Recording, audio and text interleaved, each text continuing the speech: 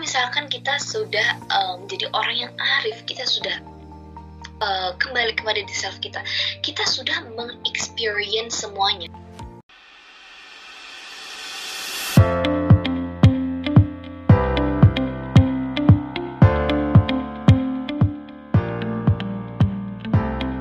Jadi di sini ada quote dari Imam Ali. Setiap kali bertambah pengetahuan seseorang, maka akan bertambah pula perhatiannya kepada dirinya atau nafs atau soul. Dan dia akan mengerahkan segenap upayanya untuk mengasah dan memperbaiki soul itu gitu.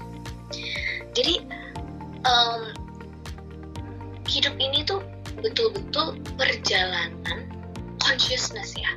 Jadi consciousness itu tidak bisa tiba-tiba langsung mencapai tingkat tertinggi. Jadi kita harus terus mengerahkan segenap upaya kita untuk mengasah dan memperbaiki soul kita itu gitu. Ada perkataan al-qalbu miratun mu'min. Jadi hati adalah cermin orang mukmin.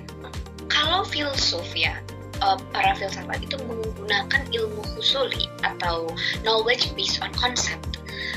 Orang arif itu sudah menggunakan ilmu huduri atau dia sudah memiliki ilmu huduri atau knowledge by experience.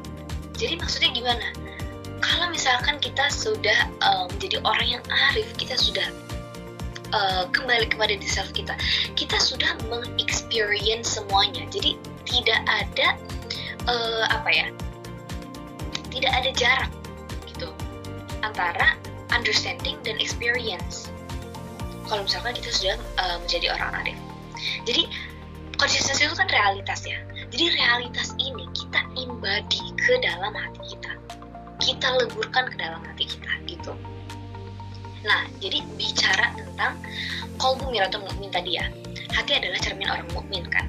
Saking mulianya si cerminan hati orang mukmin ini. Bahkan qalbunya atau hatinya itu bisa menempatkan existence of God himself. Jadi Allah pernah berkata bahwa bumi itu tidak bisa menempatkan aku, bahkan langit juga tidak bisa, kecuali qalbu mukmin. Kenapa? Karena qalbu mukmin itu infinite, limitless, dan juga divine. Dan harus diingat bahwa hati itu uncreate, karena hati itu adalah Tuhan itu sendiri.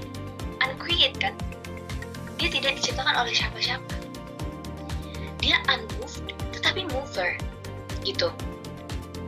Jadi bahkan bumi dan langit itu tidak bisa menempatkan Allah karena dia atau mereka tidak memiliki consciousness layaknya manusia. Jadi bisa dibayangkan kan betapa besarnya the space consciousness itu sampai ia bisa menempatkan Allah himself. Jadi kalau misalkan I am atau ourself nih ya berhadapan dengan objek pengalaman, kalau misalkan mind kita itu masih duality, itu dia akan memiliki jarak dengan objek pengalaman gitu. Sedangkan tadi kan awalnya kita sudah berdiskusi atau berbicara tentang bahwa consciousness dan objek pengalaman itu harusnya tidak memiliki jarak. Sedangkan kalau misalkan kita masih di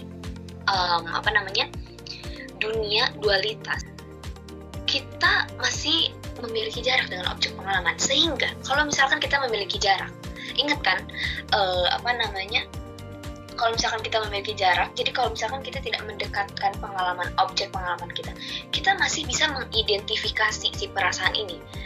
Jadi kita membatasi perasaan yang kita rasakan atau emotions yang kita rasakan itu menjadi ya polar opposites. Kalau misalkan happy ya happy, kalau misalkan kita depresi ya depresi.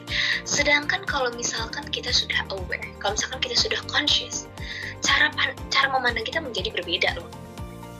Kenapa? Karena kita sudah independent. Kalau misalkan kita sudah menerima, sudah berdamai dengan perasaan tersebut, tidak memiliki jarak, kita sudah menjadi diri yang independen, yang limitless, sehingga kita hanya menerima saja perasaan tersebut, kita tidak menolaknya.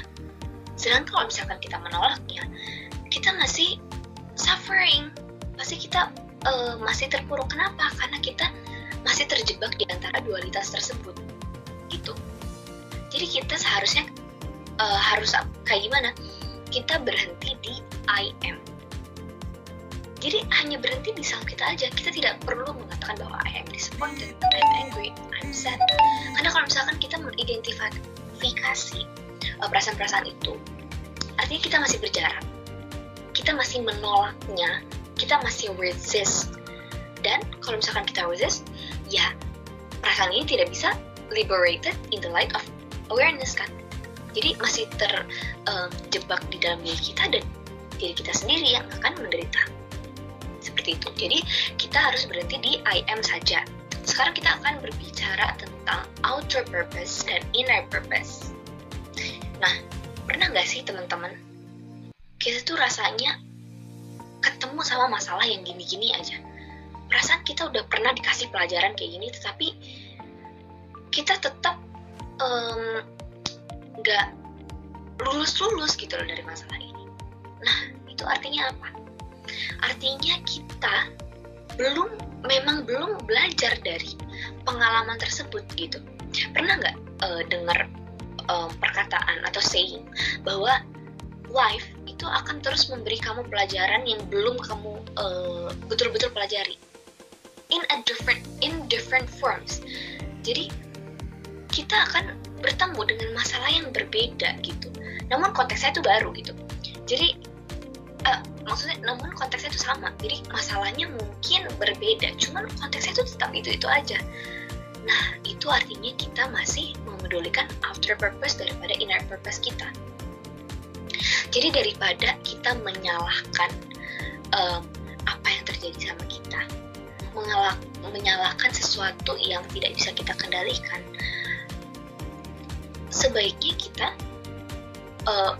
refleksi ke dalam diri kita dan juga belajar apa nih sebenarnya yang belum aku pelajari, yang belum aku kuasai gitu.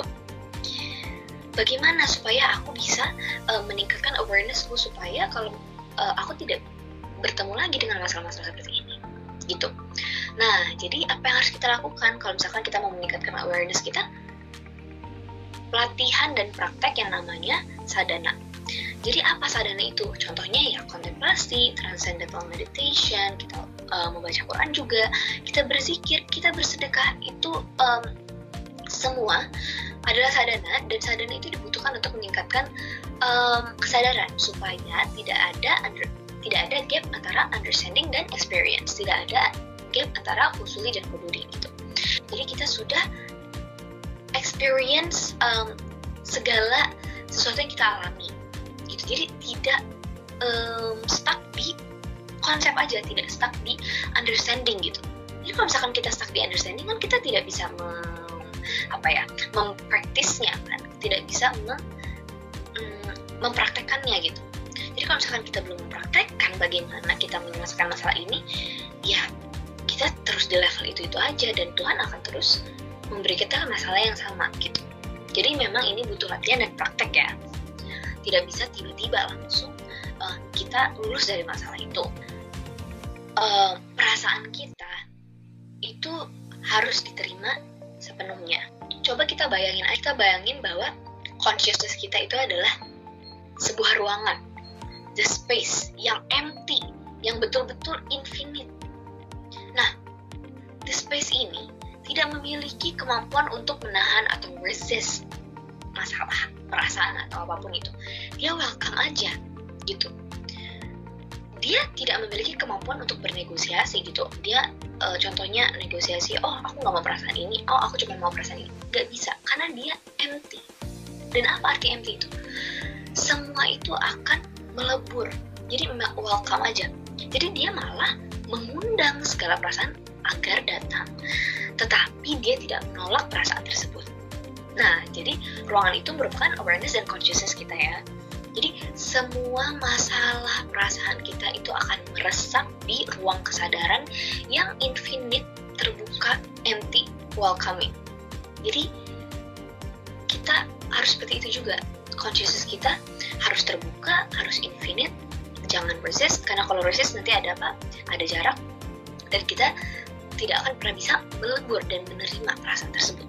Alhasil kita menderita gitu, pada saat diri kita meminta diri kita sendiri untuk mengatakan ya